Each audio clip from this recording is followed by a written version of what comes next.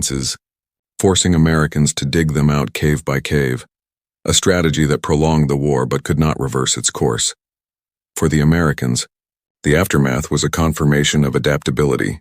They had entered the Pacific War unprepared for jungle and island fighting. But by 1945, they had perfected a doctrine that fused technology with mobility. Mortars stood at the center of this evolution, the weapon that turned infantry units into self-contained strike forces, capable of advancing even without immediate artillery or air support. By the war's end, the mortar had earned its place alongside the rifle and machine gun as a fundamental weapon of the infantry. Its impact was written across the Pacific battlefields, on Guadalcanal's muddy trails, in the ruins of Tarawa's bunkers on the ridges of Saipan, and in the volcanic dust of Iwo Jima. The Japanese had been stunned at first. But by the final campaigns they understood, mortars were not a passing weapon of chance, but a permanent feature of modern war.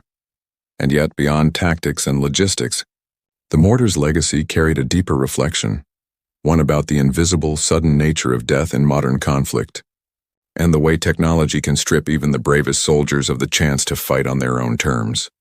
In the Pacific War, no weapon better symbolized the changing face of combat than the mortar. It was not the largest nor the most glamorous, but it was the most intimate kind of artillery, carried on the shoulders of soldiers set up within minutes, and unleashed with precision against enemies often hidden from sight.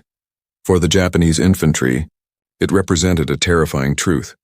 Bravery alone could not withstand modern firepower.